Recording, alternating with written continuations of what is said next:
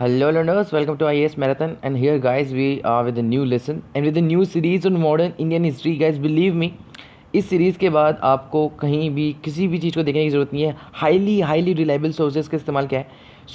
यहाँ पर हम ज़्यादा कोई बातें नहीं करेंगे, ठीक है. तो हाईली एकेडमिक रहेंगे और स्टार्ट करेंगे. लेकिन उसके पहले अगर अनअकैडमी पर मेरा एक कोर्स है प्रीलिम्स के लिए, स्पेसिफिकली आपके लिए बहुत ही रिलायबल है. प्लीज़ देखो इसको, है ना. और बाकी तो मैं आपको yes this is what we are talking about, इसके बारे में आज मैं बात कर रहा हूँ. आपको मॉडर्न इंडियन हिस्ट्री का हाईली रिलेबल कॉन्टेक्चुअल और कॉम्प्रहेंसिव लर्निंग के साथ आपको ये वाला जो है ये कोर्स मैं आपको जो है पहुँचाना चाहता हूँ आपके पास. तो प्लीज़ रेट करें, रिव्यू करें और जो है प्लीज़ जो है आपको एक एक टॉपिक को अच्छे से समझना है, ठीक है. प्रॉमिस करना मुझसे कि आप जो है इसको काफ़ी अच्छे से पढ़ोगे और बस इसको सब्सक्राइब कर देना अगर आपको नोटिफिकेशन चाहिए तो, ठीक है. सो ये स्टार्ट करते हैं. टॉपिक्स कौन कौन से हम कवर करेंगे इस वाले कोर्स के अंदर, तो वो ये है transition of the 18th century, यानी कि 18th सेंचुरी में जो हमारा है किस तरीके से ट्रांजिशन पीरियड आया है ना, किस तरीके से ब्रिटिशर्स आए और किस तरीके से मुगल एम्पायर का डिक्लाइन हुआ, वहाँ से स्टार्ट करेंगे हम, ठीक है. सो उसके बाद इसके अंदर मैंने काफ़ी अच्छा जो है एक एडिशनल कंटेंट लिए हैं आप सबके लिए, क्योंकि जो है हमारे काफ़ी काम आते हैं हमारी आंसर राइटिंग में. क्योंकि हिस्ट्री के आंसर जितने आप इनोवेटिव बना सकते हो ना, उतने अच्छे मार्क्स आप गेन कर सकते हो.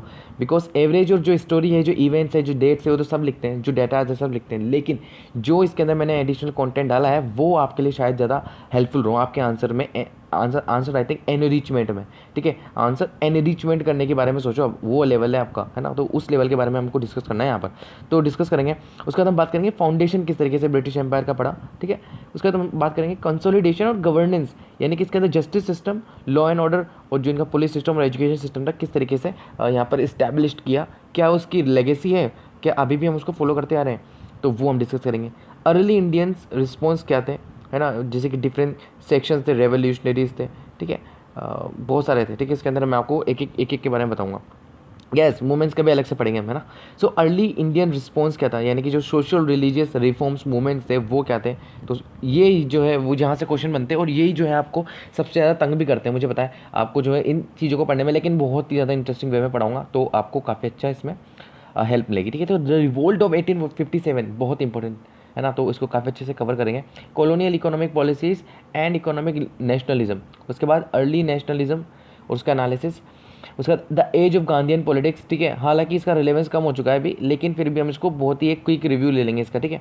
तो छोड़ेंगे कुछ भी नहीं, ये मेरा आपसे प्रॉमिस है यहाँ पर, ठीक है. तो क्विट इंडिया मूवमेंट है. उसके बाद इंडियन नेशनल आर्मी बहुत ही इंपॉर्टेंट, बहुत ज़्यादा इंपॉर्टेंट. उसके बाद फ्रीडम और पार्टीशन क्या हुआ, फिर वुमेंस का और दलित वुमेंस किस तरीके से यहाँ पर इंपॉर्टेंट रोल उन्होंने यहाँ पर खेला, प्ले किया. यस. उसके बाद एजुकेशन, बहुत ही स्पेसिफिकली इसलिए बता रहा हूँ मैं एजुकेशन का, अभी तक किस तरीके से यहाँ पर डेवलपमेंट होता आ रहा है एजुकेशन का, क्योंकि एजुकेशन से बहुत सारे क्वेश्चन आते हैं, जैसे कि हमारे ब्रिटेन वुड सिस्टम से रिलेटेड क्वेश्चन आ चुके हैं प्रीलिम्स में, चिंता मत करो, ऐड करूँगा इसमें क्वेश्चंस में, ठीक है. यस. तो इसके बाद हम बात करेंगे जो हमारे नेशन बिल्डिंग है, किस तरीके से नेशनल ऑर्गेनाइजेशन किया गया हमारा, ठीक है. स्टेट्स रीऑर्गेनाइजेशन किए गए, कौन कौन से कमीशन आए, ये सभी हम डिस्कस करेंगे इसी के अंदर. और फिर जो अदर इंपॉर्टेंट फैक्ट्स और इन्फॉर्मेशन है, ये बहुत ही ज़्यादा इंपॉर्टेंट बताऊँगा मैं आपको. डायरेक्ट जो है हम अटैक करेंगे जितने हमारे फैक्ट्स है और इंपॉर्टेंट इन्फॉर्मेशन है, इन टेक्निकल वे और नॉन एकेडमिक वे. ओके. सो ये स्टार्ट करते हैं पहला चैप्टर. सबसे पहले दोस्तों ट्रांजिशन जो हुआ है 18th सेंचुरी, यानी कि हमारा 1700 से लेकर के जो 1899 है वहाँ से हम इसको देख रहे हैं, ठीक है. आप सबको पता है कि the mighty the great Mughal empire, ठीक है. द माइटी मुगल एम्पायर में यहाँ पर ज़्यादा प्रेफर करता हूँ, क्योंकि जो हिस्टोरियंस हैं उनकी राइटिंग्स मैंने यहाँ पर डायरेक्ट उठाई है और उनके जो डायलॉग्स हैं और जो डिबेट्स हैं वो यहाँ पर मैंने ऐड करी है. आप आगे आगे देखते जाओ, आपको सब क्लियर होता जाएगा, ठीक है. और कोई भी even a minor you doubt you have, मुझसे प्लीज़ क्लियर कर लो उसको हाथों हाथ, क्योंकि हिस्ट्री जो है आपकी पूरी स्टोरी चेंज कर सकता है अगर आपको डाउट क्लियर नहीं है तो. Yes. The great Mughal empire का जो एनवी था उस टाइम का, तो ऑलमोस्ट 2 सेंचुरी से कब तक हम चलता आ रहा है, 1527 से बाबर के अटैक से लेकर के, ठीक है. मिडाइवल भी बहुत जल्दी कवर करूँगा, उसके बाद एंशिएंट भी कवर कर लेंगे हम. यस. तो उनका डिक्लाइन और disintegrated during the first half of the 18th century. क्यों, देखो बहुत सारे कारण है उसके, एक एक चीज़ हम आगे डिस्कस करने वाले हैं. The Mughal empire lost their power and the glory and their empire shrank to few miles in the. ऐसा बोला जाता है कि जो दिल्ली के एम्पायर थे, जो लास्ट थे बहादुर शाह जफर सेकंड, ठीक है. जफर बेसिकली इनका नेम था जब ये पोइट्री करते थे, ठीक है. तो जफर उनका वो वाला लेन था। इनका नेम था बहादुर शाह सेकंड, ठीक है। सो ऐसा कहा जाता था कि बस दिल्ली के जो रेड फोर्ट है वहाँ तक इनका जो है साम्राज्य बचा हुआ था, ठीक है, ये बोला जाता था। अब the unity and the stability of the empire को बहुत shaken during the long and strong reign of the Aurangzeb. Aurangzeb is the जो है इसको रीज़न भी कहा जाता है कि ये जो है मोस्ट इंपॉर्टेंट रीज़न है ड्यू टू देयर पॉलिसीज़, ठीक है, their attitude and their implementation of their जो इनका गवर्नेंस है, ठीक है। तो लेकिन आपको ये बताऊंगा कि जो मिसकंसेप्शन है औरंगजेब के बारे में वो ही बताऊंगा, और क्या सिर्फ यही इंपॉर्टेंट कारण था कि और भी कारण थे, तो वो भी देखेंगे। Yet in spite of his many harmful policies, the Mughal administration was still quite efficient and the Mughal army strong at the time of his death in 1707। अब इसमें कहना ये है कि औरंगज़ेब के टाइम तक भी मिलिट्री बहुत बहुत बहुत पावरफुल थी, ठीक है। सो द लार्जेस्ट एम्पायर जो था वो इन टेरिटोरियल टर्म्स में औरंगज़ेब का ही था, ठीक है। So moreover the Mughal dynasty still commanded respect in the country, तो कम से कम रेस्पेक्ट तो मिल रहा हुआ था उनको, है ना। ये कहा जाता है इनके बारे में कि औरंगज़ेब था जो लास्ट माइटी मुगल्स थे वो औरंगज़ेब तक ही जो थे लिमिटेड थे। तो जब इतना कुछ हुआ यहाँ पर, औरंगज़ेब इतना पावरफुल है, तो क्या कारण थे कि औरंगज़ेब की डेथ जो 1707 में हुई थी उसके बाद मुगल एम्पायर का जो है बहुत बुरी तरीके से डाउनफॉल होना स्टार्ट हो गया। और विद इन जितना पावरफुल तरीके से इन्होंने कैप्चर किया था उतने ही ज़्यादा स्पीड से किस तरीके से डाउनफॉल हुआ है मुगल एम्पायर का, ठीक है। सो औरंगज़ेब की रिस्पॉन्सिबिलिटी क्या रही यहाँ पर, सबसे बड़ी बात तो ओवर एम्बिशियस था औरंगज़ेब, है ना। उन्होंने पॉलिसी ऑफ अग्रेसिव इंपीरियलिज्म को यहाँ पर इस्तेमाल किया, ठीक है। तो ये जो टर्म्स है वो स्पेसिफिकली, ये जो टर्म्स और फ्रेजेस इसके अंदर बताऊँगा, प्लीज़ स्पेसिफिकली मेंशन कर लेना। और नोट्स की आप बिल्कुल चिंता मत करो, टेलीग्राम से जाना और सिर्फ वहाँ पर जाकर के जो है आप जितने भी पीडीएफ्स हैं लेक्चर्स के सब डाउनलोड कर सकते हो इजीली फ्रीली। और हाँ, मैंने आपको हमेशा से बताया कि मेरे चैनल पे A to Z चीज़ें आपको फ्री एट ऑल मिलेगी, यानी कि हर चीज़ फ्री में मिलेगी। यहाँ पर कोई भी चीज़ आपको नहीं मिलेगी। और हाँ, हाईली रिलायबल सोर्सेज है, हाईली एफिशिएंट सोर्सेज है, आप सबको पता है, ठीक है। सो इस तरीके से हम यहाँ पे देखेंगे, तो कभी चिंता मत करना, हर चीज़ आपको फ्री मिलेगी, यहाँ तक कि नोट्स और बुक्स भी, ठीक है। यस। सो यहाँ पर ओवर एम्बिशियस औरंगजेब की क्या पॉलिसी थी, पॉलिसी ऑफ अग्रेसिव इंपीरियलिज्म। अब यहाँ पर वही बात देखो, इन्होंने गोलकुंडा बीजापुर यहाँ पर पहले तो अपना आधिपत्य लाए, ठीक है, आपको पता है यहाँ पर। उसके बाद दक्कनी स्टेट्स में जैसे कि गोलकुंडा बीजापुर, ये सब किसके बात थे, आपके बहमनी किंगडम के थे, वो भी मैं आपको बता दूंगा, चिंता मत करो उसके बारे में।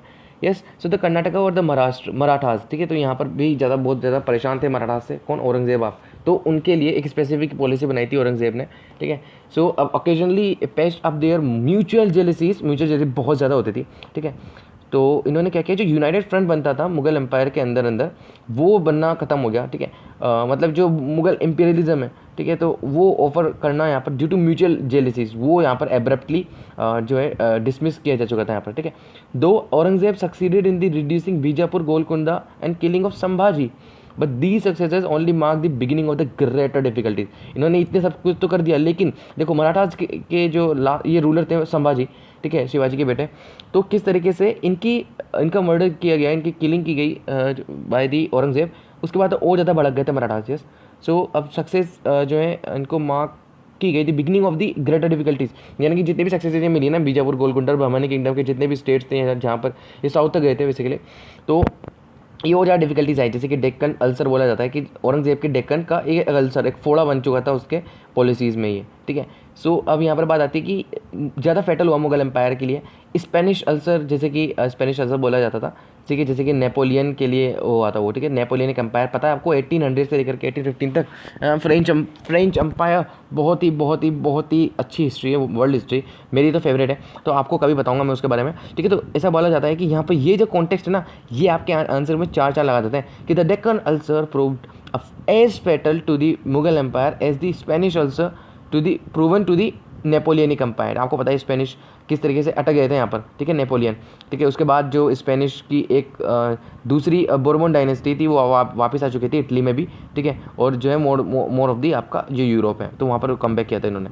चलो वो हम किसी और दिन डिस्कस करेंगे। तो यहाँ पर पहला कोर्स क्या हुआ, औरंगजेब की रिस्पॉन्सिबिलिटी। दूसरा क्या है, दूसरा है weak successor of the Aurangzeb. Aurangzeb के जो सक्सेसर थे बहुत ही वीक थे, है ना। किस तरीके से कह रहा हूँ मैं, क्योंकि जो Mughal system of the government जो था वो पहले तो बहुत डिस्पोर्ट था, है ना, क्योंकि वो डिपेंड करता था कैरिज्मा ऑफ द एम्पायर, ठीक है। तो the personality of the empire क्या होगी उस पर डिपेंड करेगा system of the government. Yes. So the strong monarch जब तक नहीं आएगा किस तरीके से आपका सिस्टम चलेगा ये डिफाइन नहीं होता था उस टाइम पे, ठीक है। तो strong monarch all went well with the administration है ना, खुद भी जो स्ट्रैटेजीज थी वो राजा खुद किया करता था, खुद इन्वॉल्व हुआ करता था वॉर्स में, but in the later part of the successors Aurangzeb उसके बाद नहीं हो पाया ये सब, ठीक है। तो सक्सेशन तो था, वो वीक एम्परर्स थे, वो कौन कौन थे वो मैं आपको अभी आगे बता दूंगा, ठीक है। तो आप उसकी बिल्कुल चिंता मत करो, पूरा चार्ट बना रखा है मैंने उसका। So the degeneration of the Mughals nobility, Mughal nobility का डीजेनरेशन हो गया। देखो मुगल नोबिलिटी में बहुत सारे लोग थे, आपको पता है मुगल एम्पर के यहाँ पर अकबर के टाइम से ही काफ़ी ज़्यादा राजपूत, है ना, ये सब हिंदू रूलर्स स्पेशली आने लग गए थे, और राजपूत उसमें सबसे ज़्यादा थे, ठीक है। सो ऐसा नहीं है कि मुगल औरंगजेब के, मतलब जो मुगल औरंगजेब है उसके टाइम पे हिंदूज नहीं थे, यस सबसे ज़्यादा हिंदूज थे उस टाइम पे, हाँ, लेकिन राजपूत कम थे, ठीक है। दूसरे आ चुके थे यहाँ पर, हर तरह के जो हिंदूज थे तो वो यहाँ पर आगे आ चुके थे। सो मुगल नोबिलिटी कैसे डीजनरेट हुई यहाँ पर देखो, when gold रट्स what will iron do, ठीक है। तो ये बहुत ही एक ओल्ड एडेज है, यानी कि बहुत पुरानी सेइंग है कि जब गोल्ड में ही रस लग चुका हो तो आयरन क्या करेगा, आयरन में तो लगता ही है ना, yes. So following the unworthy example of the emperors, the noble discarded high life of the military adventurer और टुक द लग्जरियस लिविंग, यानी कि सिर्फ नोबल्स ही नहीं, यानी कि जो सिर्फ एम्पर ही नहीं, जो नोबल्स थे वो भी मिलिट्री एडवेंचर को छोड़ करके लग्जरियस लिविंग जीना स्टार्ट कर दिया उन्होंने भी, है ना। So they become knight of the romance against the knight at the arms, ठीक है। तो उनको नाइट्स एट द आर्म्स बोलते, कितनी बड़ी बात है ये, है ना। So the decay that had set in rank of the upper classes deprive the states of service of incapable administrator and energetic military leader, इनका तो नाम लिख गया था। कोई भी यहाँ पर जो था माइटी मुगल एम्पायर्स में पूरे नोबिलिटी को लेकर के, यानी जितने भी इनके मिलिट्री यहाँ पर लीडर्स हुआ करते थे, सबकी एनर्जी एकदम डाउन हो चुकी थी, ठीक है। यहाँ पर जो आपको पता है जो लोकल सिपाहीज थे, जो लोकल सिपाही थे इनके यहाँ के, उनको भी जो है पेमेंट टाइम टू टाइम नहीं मिल पाता था, ठीक है। और वो भी जो इनकी फाइट्स थी बेसिकली, जो जहाँ भी जाते थे, क्योंकि डेक्कन एडवेंचर के बाद ही इनमें काफ़ी लंबा ब्रेक आ चुका था due to the death of the Aurangzeb, ठीक है। और यहाँ पर ब्रिटिश की पॉलिसीज़ ने डबल अटैक किया हुआ था यहाँ पर, ठीक है। सो इस टाइम पे वो दूसरी तरीके से एक्सप्लोइट करने में होते हैं। बाद में इन्होंने अपना पॉलिटिकल और मिलिट्री एक्सपेडिशन करना स्टार्ट किए थे, जो इनके ऊपर भारी पड़ गया था, ठीक है। तो उसको डिस्कस करेंगे हम। नेक्स्ट है हमारा कोर्ट फैक्शंस, यानी कि जो कोर्ट था उसमें किस तरीके से फैक्शंस आने लग गए थे। देखो हर तरीके से आपको पता है, जब ये लेफ्ट और राइट का कहाँ से स्टार्ट हुआ, लेफ्ट विंग्स और राइट विंग्स, आज आप सुनते हो कि ये वाली पार्टी लेफ्ट विंग है और ये वाली पार्टी राइट विंग है, तो ये सब स्टार्ट कोर्ट से ही लेकर के होता है। These are all the political denominations according to the based on their ideological perspective, yes ideology. लेकिन ये स्टार्ट हुआ था फ्रेंच एम्पायर, फ्रेंच रेवोल्यूशन के बाद से, यस। जो नेपोलियन था उनने 3 काउंसिल बनाई थी, 3 काउंसिल्स, ठीक है। फर्स्ट काउंसिल जो खुद था, सेकंड काउंसिल और थर्ड काउंसिल, ठीक है। जो उसमें सेकंड काउंसिल था वो उसके राइट में था, और जो थर्ड काउंसिल था उसके लेफ्ट में था। तो इस तरीके से राइट और लेफ्ट वहाँ से आया है ना। लेकिन इस कॉन्टेक्स्ट में हम यहाँ पर किसको कंपेयर कैसे कर सकते हैं, क्योंकि देखो औरंगजेब था ना, उसके टाइम में बहुत इन्फ्लुएंशियल नोबल्स हुआ करते थे उसके कोर्ट में, ठीक है। उन्होंने अपने आप को इस तरीके से ऑर्गेनाइज किया हुआ था कि जितने भी रूलर्स थे ना, उनके डिसीजंस इम्पैक्ट हुआ करते थे, जो रूलर्स थे, जो मुगल एम्परर थे, उनके इम्पैक्ट्स हो जाते थे, उनके जो डिसीजन थे। क्यों? क्योंकि प्रेशर ग्रुप्स का काम करते थे। अगर आपने प्रेशर ग्रुप्स पता है ना आपको क्या होता है, तो चिंता मत करो, बहुत जल्दी मैं पॉलिटिकल साइंस का फ्री कोर्स लेकर के आऊँगा आपके लिए, तो आप सब उसके अंदर देखना, काफ़ी जो है मज़ा आ जाएगा आपको उस कोर्स को देखने के बाद। यस, सो दो these groups form the clan and the family relationship, personal affiliations इतने ज़्यादा होने लग गए थे और इंटरेस्ट इनके इतने ज़्यादा थे कि इनका जो पब्लिक पॉइंट ऑफ व्यू था वो खत्म हो चुका था यहाँ पर, ठीक है। सो अब ये डिफरेंट डोमिनेटिंग फैक्टर्स यहाँ पर काफ़ी ज़्यादा जो थे, जैसे कि पर्सनल एफिलिएशन, इंटरेस्ट, ये ज़्यादा जो है डोमिनेट होने लग गए थे। Yes, so these groups keep the country in A state of a perpetual political unrest, ठीक है। तो ये बहुत बड़ी जो थी इनकी एक मिसफॉर्चून का जो है साबित हुआ इनके लिए। So defective laws of the succession, यानी कि लॉ ऑफ सक्सेशन भी यहाँ पर बहुत ज़्यादा डिफेक्टिव था। So the absence of the law of the primogeniture, यानी कि जो बेसिकली कि फादर के बाद कौन इसको सक्सीड करेगा, उसके कोई लॉज नहीं थे, ठीक है। तो रूलर्स आपस में लड़ रहे, औरंगजेब भी लड़ा था दारा शिकोह से, उनके भाई मुराद से, है ना, मुराद के साथ मिलकर के, फिर मुराद को भी बाद में उन्होंने मरवा दिया था, ठीक है। तो among the Mughals, so usually mean by the war of succession among the sons of the dying emperor, ठीक है, ये तो मानते नहीं थे। उसके अलावा military leaders of the time of, यानी कि मिलिट्री लीडर्स भी जो थे वो अगर कुछ ज़्यादा डोमिनेट है उस टाइम में उसकी पॉलिसीज़ में, तो वो भी जो है कूप कर देते थे। अब अर्स्किन ने क्या बोला है इसके बारे में, अर्स्किन, ठीक है, तो फिलोसोफर, सो द हिस्टोरियन है। तो the sword was the grand arbiter of the right and every son was prepare to try his fortune against this brother, ठीक है। तो इस तरह के जो पर्टिकुलरली एक्सप्रेशन है वो इन वर्ड्स में हमको एक्सप्लेन करने हैं अपने आंसर्स में, ठीक है। तो अर्स्किन ने क्या बोला, the sword was the grand arbiter of the right and every son was the prepared for to try his fortune against his own brother, यानी कि लड़ना is a compulsory to gain the throne. Okay, third, उसके बाद हमने fourth देख रहे हैं the rise of Marathas. Yes, the rise of the Marathas. Marathas का राइज यहाँ पर हुआ था शाहजी के बाद हमारे शिवाजी, फिर उनके बेटे, उनके बाद संभाजी वगैरह। ठीक है, सो यहाँ पर लास्ट जो थे वो शाहू महाराज थे, उसके बाद पेशवाज आ चुके थे। यस, सो यहाँ पर जो राइज ऑफ मराठाज थे उन्होंने काफ़ी जो है नाक में दम कर रखा था, औरंगजेब के सबसे ज़्यादा किया हुआ था। ठीक है, तो मोस्ट पावरफुल एक्सटर्नल फैक्टर का इन्होंने काम किया, लेकिन जो था मुग़ल एम्पायर का जो सपना था कि मराठास को अपने अंडर किया जाए, तो वो इनको बहुत भारी पड़ा। ठीक है, बाद में जाकर के पेशवाज की जो अथॉरिटीज़ थी वो बेसिकली संभाजी ने भी जो था उन्होंने काफ़ी ज़्यादा इसका क्या किया, जो है रेजिस्ट किया उन्होंने भी काफ़ी ज़्यादा, है ना। लेकिन बाद में जो है सलीम के टाइम पे ये सॉरी जो है औरंगजेब के टाइम पे और सलीम के टाइम पे भी आ चुके थे मराठास, तो उनके कोर्ट्स में। ठीक है, बाद में आपको पता है जो मराठास थे, और मराठास ने बाद में जाकर के किंग मेकर्स का भी काम किया है। चलो मुझे बताओ वो कौन से मराठास थे जिन्होंने किंग मेकर का काम किया, बहुत इंपॉर्टेंट है। आपको बता दूं, मैं फर्रुख शैयर के टाइम पीरियड की बात कर रहा हूँ, मैं फर्रुख शैयर के टाइम की। ठीक है, आफ्टर द औरंगजेब। सो पेशवा ने बहुत ज़्यादा पावर जो थी वेस्टर्न इंडिया में कंसोलिडेट करी हुई थी, है ना, बहुत सारी पावर कंसोलिडेट की थी वेस्टर्न इंडिया में, और उन्होंने अपनी एनर्जी को इस तरीके से चैनलाइज कर दिया, ये बहुत इंपॉर्टेंट लाइन है, इस तरीके से चैनलाइज कर दिया ताकि वो मुगल एम्पायर को जो है अंदर से सोलो कर सकें, अंदर से खोखला कर सकें। ठीक है, अटैक कर सके मुगल एम्पायर पे। दो दी मराठास वर नॉट सक्सेसफुल तो नहीं हुए जैसे हमें पता है ना, ऑफ स्टेबल, क्योंकि in the lying the foundation of the stable empire of the India. ठीक है, so the certainly played a great part in bringing about the disintegration. तो हम ये जरूर कह सकते हैं, क्योंकि हम पढ़ रहे हैं किसमें, इसको downfall of the Mughal empire में।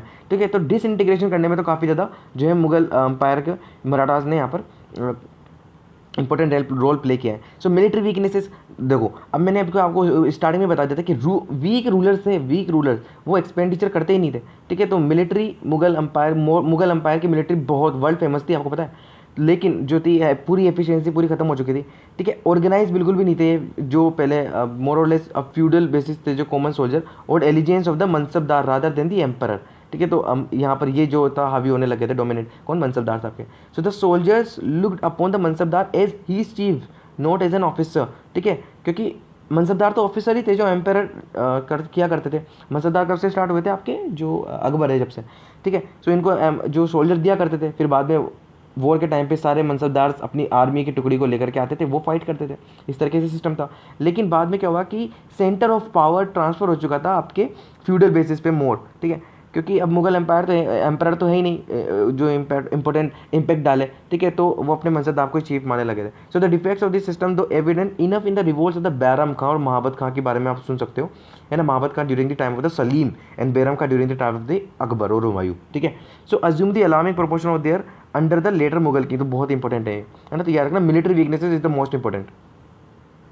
नेक्स्ट क्या, नेक्स्ट है हमारी इकोनॉमिक बैंकरप्सी। इकोनॉमिक बैंकरप्सी किस तरीके से जो हमारे वाइटल मुगल एम्पायर का जो एक बहुत ही वर्सनिंग फेज चला है इकोनॉमिक और फाइनेंशियल कंडीशन ऑफ वर्स, यानी कि वर्स, एकदम वर्स। ठीक है, जब तक हमारे ये कौन हमारे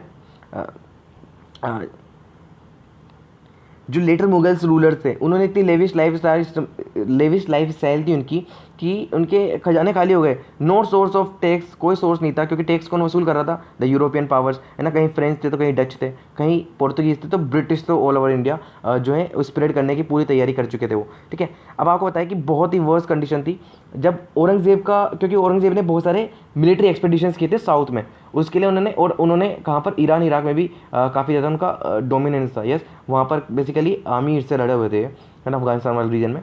सो अब वहाँ पर भी ज़्यादा खर्च हुआ इनका। ठीक है, तो बहुत लॉन्ग वॉर्स किए इन्होंने, तो इनका जो रॉयल ट्रेजरी था वो पूरा खाली हो चुका था।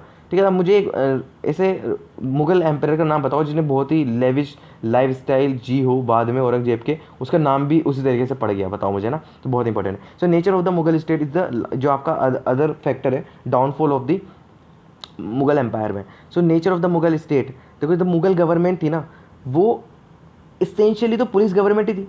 अब यहाँ पर कन्फाइंड हो चुकी थी ये अपनी जो mainly the maintenance of the internal and the external order और जो कलेक्शन ऑफ द रेवेन्यू। ठीक है, तो ये बहुत ही ज़्यादा इंपॉर्टेंट है, मुगल स्टेट के नेचर का चेंज हो जाना इस टाइम पे।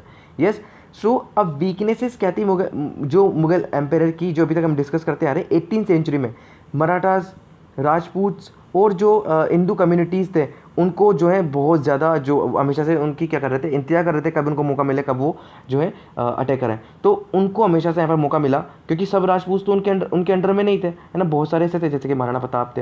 हालांकि महाराणा प्रताप और उनके जो लेटर सक्सेसर थे उन्होंने काफ़ी लॉन्ग टाइम तक स्ट्रगल किए, लेकिन बाद में जो था इनका इतना भी सक्सेसफुल नहीं हुआ। लेकिन उन्होंने फाइट्स काफ़ी सब बैटल्स काफ़ी सक्सेसफुल थे उनके ना, ये याद रखना हमेशा से। सो हिंदू कम्युनिटीज़ की जो मोस्ट अवेटेड अपॉर्चुनिटी देखे हुए थे, तो ये जो था वीकनेसेस में मतलब जो वीकनेसेस था मुगल एम्पायर का, और वो भी किस वजह से, उनका नेचर चेंज हो चुका था। क्योंकि ये जितने भी ऊपर मैंने अभी आपको बताया ना, इकोनॉमिक बैंकरप्सी, मिलिट्री एक्सपेंडिचर नहीं होगा बिल्कुल, तो वो सब इसी के अंदर आप जो है कंबाइन करके लिख सकते हो, ठीक है। तो nature of the Mughal state में वो चेंज हो चुका था। यस, तो नेक्स्ट है हमारा invasion of the Nadir Shah. Nadir Shah का जो इन्वेजन हुआ और अहमद शाह अब्दाली का जो इन्वेजन हुआ, उसने तो कमर तोड़ दी पूरे मुगल एम्पायर की। सो नादिर शाह ने 1739 में किया था, ठीक है। एक डेथ ब्लो होता है यानी कि नादिर शाह ने 1739, बहुत इंपॉर्टेंट है ना, और अहमद शाह अब्दाली बाद में। सो मुगल एम्पायर का जो है पूरा डेथ ब्लो कर चुके थे, यानी कि नास लैन इन द कॉफिन ऐसा कहा जाता है ना। यस, तो beside depleting the Mughal treasury, वो कोहिनूर भी ले चुके थे यहाँ से, आपको पता है, कोहिनूर भी ले चुके थे यहाँ से। यस, उसके अलावा जो सिंहासन था बहुत ही लेविश, जो मैंने राजा का नाम पूछा है, उसका नाम बताओ, उसी के टाइम पे आया हुआ था नादिर शाह। यस, फिर अहमद शाह अब्दाली, उसने भी काफ़ी ज़्यादा जो है मारकाट की यहाँ पे दिल्ली में, तो काफ़ी ज़्यादा घुसकर मारा था उसने, ठीक है। नेक्स्ट रीज़न है आपका coming of the Europeans. Europeans का जो है पिक्चर में आना। So with the weaknesses of the Mughal central authority, ये याद रखना, सेंट्रल अथॉरिटी जैसे जैसे कम हुई, क्योंकि पहले तो ऐसा भी कहा जाता है कि सलीम के टाइम पर जो यूरोपियंस थे, ब्रिटिशर्स थे, वो उनके कोर्ट में आने तक उनको रुला भी दिया गया था, इस तरीके से बोला जाता है। सो अब वॉर लॉर्डिज्म जो था वो काफ़ी ज़्यादा, यानी कि उन्होंने अपने सर्च जो थे वो रेस किए हुए थे। अगली हेड जो इनके कहा जाता है, अगली हेड मुगल सेंट्रल अथॉरिटी जैसे वीक हुई, वैसे ही इन्होंने अपने अगली हेड्स को एज अ वॉर लॉर्ड्स, है ना, रेस करना स्टार्ट कर दिया। यस, तो ये बहुत इंपॉर्टेंट है, वॉर लॉर्डिज्म।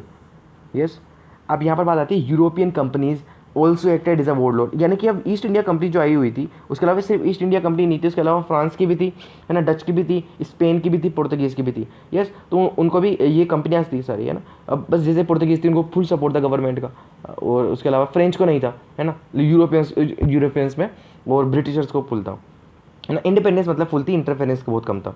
सो हर स्फेयर में कंपनीज ने जो है इंटरफेरेंस करना स्टार्ट कर दिया, कॉमर्स हो, ट्रेड हो, है ना, या फिर हो आपके डिप्लोमेसी, ठीक है, वॉर कैप्चर, फोर्ट्स कैप्चर करने लगे थे, फोर्टिफिकेशन मतलब किला बंद करने लग गए थे अपने जो सेटलमेंट्स थे वहाँ पर उनको। यस, सो ये बहुत इंपॉर्टेंट था। सो कंक्लूजन हम ये कह सकते हैं कि इनहेरेंट वीकनेस थी जो मुगल्स की बॉडी पॉलिटिक, यानी कि उनकी स्ट्रक्चर में ही, गवर्नेंस में ही, और जो न्यूमेरियस ऑपरेटिव कोजेस थे, उनको ऑर्गेनाइजेशन करने का तरीका, ठीक है, तो वो बहुत ज़्यादा जो है पूरी वाइटलिटी ख़त्म कर दी पूरी एम्पायर की। When the phantom empire collapsed, the surprise was not that it crumbled ignominiously, but at the end was so long delayed। ये बहुत ही ज़्यादा इंपॉर्टेंट जो है स्टेटमेंट रहा है यहाँ पर, क्योंकि एक फैंटम, यस बिल्कुल एक फैंटम का ही काम था, है ना। पूरा एम्पायर कोलैप्स हो चुका था। कोई यहाँ पर सरप्राइज़ की बात ये नहीं थी कि ये एक एम्पायर ख़त्म हो गया, नहीं, लेकिन जिस तरीके से हुआ है वो था, क्योंकि बहुत सारी पावर्स यहाँ पर रेस हो चुकी थी, ठीक है। तो वो is the most shocking part of the जो है downfall of the Mughal empire and the further leading the cause of the modern Indian history, जो कि हम फर्दर पढ़ने वाले हैं। नेक्स्ट देखो बहुत ही इंपॉर्टेंट बात बता रहा हूँ। इंडियन स्टेट्स एंड सोसाइटीज़ जो 18th सेंचुरी में थी, तो ये आपका जो मुगल एम्पायर का डिक्लाइन हुआ और जो वीकन हुआ ना, उसके कारण ये वाला फैक्टर बहुत इंपॉर्टेंट हो जाता है। तो ये मेंस पर्सपेक्टिव से हाईली इंपॉर्टेंट और हाईली जो है पोटेंशियल क्वेश्चन बनेगा ऐसे, है ना। सो लोकल और रीजनल पॉलिटिकल इकोनॉमिक फैक्टर्स किस तरीके से यहाँ पर असर्ट करना इस्तेमाल किया उन्होंने, स्टार्ट किया यहाँ पर, वो हमको यहाँ पर देखना है। तो succession states during the 18th century on the debris of the Mughal empire and in its political system, किस तरीके से लार्ज नंबर ऑफ इंडिपेंडेंट और सेमी इंडिपेंडेंट पावर यहाँ पर उजागर हुए। देखो किस तरीके से, क्योंकि देखो यहाँ पर जो हैदराबाद था, बंगाल था, अवध था, मैसूर था, मराठा किंगडम्स थे, इन सब ने क्या किया, सेमी इंडिपेंडेंट ही सही, लेकिन उन्होंने अपने एम्पायर्स अलग अलग कर लिए थे, है ना। मराठा एम्पायर पता है आपको, एक टाइम पे पूरा वेस्ट, सेंट्रल और most of the southern empire को जो है कवर करता था मराठा किंगडम। यस, शाहजी, संभाजी और जो शिवाजी राजे थे उनके टाइम तक। यस, इन दिस, और बालाजी विश्वनाथ और बालाजी जो बाजीराव थे, यस, उनके टाइम तक। So in these it is these powers which the Britishers had to overcome in their attempt at the supremacy of the, जब तक ब्रिटिशर्स थे यहाँ पर, जो कि उन्होंने फिर पावर को ओवरकम किया, हम सबको बताया किस तरीके से। और पूरा जो है वर्ड टू वर्ड मैं आपको एक्सप्लेन करूंगा आगे, चिंता मत करो। Some of these states such as Bengal, Awadh और हैदराबाद में भी कैरेक्टराइज है सक्सेशन स्टेट, क्योंकि टूट कर तो बने ही हैं, है ना। क्योंकि मान लीजिए प्राइम मिनिस्टर था जो है था आपका मुगल एम्पायर का, तो उन्होंने हैदराबाद जा करके बना लिया, है ना। नाम बताओ मुझे, निज़ाम, है ना, निज़ाम, उन्होंने जो है हैदराबाद बनाया आपका, तो बहुत डायनेस्टिक जो इंडिपेंडेंस तक चला है, तो है ना, ये बहुत लॉन्गेस्ट था। So they arose as a result of the assertion of the autonomy, autonomy की मांग किया करते थे हमेशा से, ये है ना, और हमेशा असर्ट किया करते थे, क्योंकि जो गवर्नर्स थे ना मुगल एम्पायर्स के, उन्होंने ही तो सोचा कि अब सेंट्रल पावर तो है नहीं, हम ही यहाँ पर क्या करते हैं, ऑटोनॉमी लाते हैं और बस हो गया काम। So other such as the Maratha, Afghan, Jat, Punjab were the product of the rebellion, ठीक है। तो ऐसा नहीं है कि जो यही थे, नहीं, रिबेल करके ही बने हुए थे। कौन, जैसे कि आपका मराठास, अफगान, जाट और पंजाब्स, ठीक है। तो ये लोकल चिफ्टियन थे वहाँ के, जमींदार और पीजेंट्स यहाँ पर, है ना, इन सब ने यहाँ पर जो थी कभी कोई ने रिबेलियन किया, कभी कोई ने मिटी नहीं की, इस तरीके से। So not only did the politics of the two types of the states और zones differ to some extent for each other, but there were the differences among them all, है ना, because of the local condition। तो ये बहुत important है कि local condition जो थी वेरी करती थी हर जगह, और जो ये मेथड्स करते थे इस्तेमाल अगेंस्ट दी अथॉरिटी, वो भी डिफरेंट होते थे, और इनकी जो गवर्नेंस थे, एडमिनिस्ट्रेशन, वो भी डिफरेंस होते थे। तो ये एक बहुत इंपॉर्टेंट फैक्टर है, ठीक है। तो मुगल एम्पायर के फॉल के टाइम पे हम देख रहे थे सोसाइटी वो हो चुकी है, अब देखते हैं एडमिनिस्ट्रेशन। सो कोई सरप्राइजिंगली अगर हम कहें तो अभी तक यहाँ पे कोई सरप्राइजिंग सी बात थी कि ओवरऑल एडमिनिस्ट्रेशन जो था, ओवरऑल एडमिनिस्ट्रेशन द पॉलिटिकल और administrative framework was very similar in nearly all of them, है ना, ये हम कह सकते हैं। So the rulers of these state establish law and order, इन्होंने किया, है ना, और इन्होंने इकोनॉमिक्स बढ़ाने की कोशिश करी, एडमिनिस्ट्रेटिव स्ट्रक्चर बनाने की कोशिश करी, ठीक है। तो फ्यूडल सिस्टम जो था वो हाईली डोमिनेट था यहाँ पे इस टाइम पे, यस। अब ऐसा नहीं है कि इन्होंने बहुत ज़्यादा डेमोक्रेटिक किया, नहीं, इन्होंने डेमोक्रेटिक तो अकबर भी नहीं था, यस यस। सो अब the curve the varying degrees of the successes, इन्होंने काफ़ी ज़्यादा जो थी successes, the lower local officials and the petty जो चीफ्स होते थे, है ना, जमींदार्स होते थे, जो कंस्टेंटली फाइट करते थे अगेंस्ट दी आपकी जो हायर अथॉरिटीज़ होती थी, ठीक है, for control over the surplus product of the peasants and who sometimes succeeded in establishment of the local centre of the power, ठीक है। कोई पेट्रोनेज कर रहा है ना, कोई आपका जो है पावर के लिए लड़ रहा है, इस तरीके से। अब इन जनरल हम बात करें, there was most of the stated centralization of political authorities जो था, क्योंकि जो चीफ्स के पास, जागीरदार के पास, जमींदार के पास होती थी, वो इकोनॉमिक और पॉलिटिकल पावर इन्होंने गेन की हुई थी, और हम कह सकते हैं कि मोर और लेस सेंट्रलाइजेशन हमेशा रहता था इन स्टेट्स के अंदर, ठीक है, यस। अब यहाँ पर the politics of these states were invariably non communal, yes, sorry, non communal और सेक्युलर, ठीक है ना, हम कम्युनल कह सकते हैं इनको, ना सेक्युलर कह सकते हैं, ये भी वेरी करता है बहुत ज़्यादा, ये रखना। And the motivation of their ruler being similar to the economic और पॉलिटिकल टर्म्स, तो ये अपने जो पर्सनल इंटरेस्ट था इन टर्म्स ऑफ इकोनॉमिक और पॉलिटिकल, यहीं पर ही अपने डिसीजंस को जो है करते थे, यस। अब इकोनॉमिक कंडीशन यहाँ पे क्या थी, इकोनॉमिक कंडीशंस के अकॉर्डिंग, मतलब जो 18th सेंचुरी 17th सेंचुरी की हम बात करें, जो फॉल ऑफ आपका मुगल एम्पायर है उसका, यस। सो यहाँ पर इकोनॉमिक कंडीशन वही थी कि बहुत ज़्यादा इकोनॉमिक क्राइसिस बोल सकते हो आप, इकोनॉमिक क्राइसिस का पूरे 17th सेंचुरी में इकोनॉमिक क्राइसिस ही रहा है।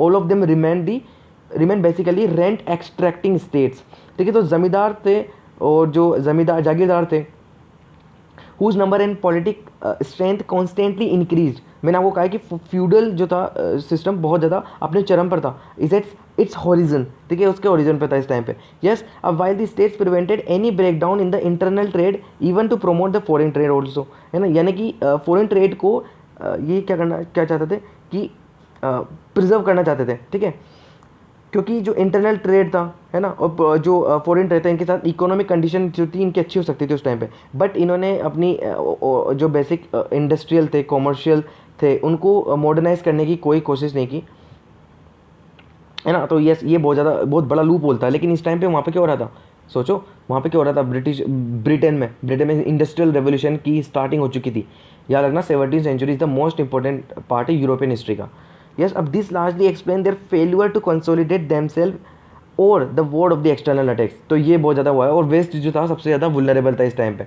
यस, क्योंकि कोई वहाँ पर बचा था नहीं, है ना, बचे ब्रिटिश और जो यूरोपियंस पावर, तो वो यहाँ पर फोर्ट करेगी अपने लिए। सो ये था हमारा पहला लेसन जो कि था डाउनफॉल ऑफ दी आपका मुगल एम्पायर। अब बात करेंगे अगले लेसन में फाउंडेशन किस तरीके से पड़ा ब्रिटिश एम्पायर का। तो बने रहो, सब्सक्राइब कर देना अगर आपको पसंद आता है तो ही करना, कोई दिक्कत नहीं है, और लाइक जरूर कर देना, ठीक है, और शेयर कर दो अगर आपको ऐसा लगता है कि इसको सीरीज़ को हमें पूरा कंप्लीट करना चाहिए। हर चीज़ की सीरीज़ कंप्लीट करा दूंगा यहाँ पर, पूरा यूपीएससी का सिलेबस खत्म ही करा के लूँगा यहाँ पर मैं, और एब्सोल्युटली फ्री नोट्स बुक्स सब अवेलेबल होगी। तो गाइस जब मिलते हैं अगले लेसन में, stay tuned and have a nice day, thank you.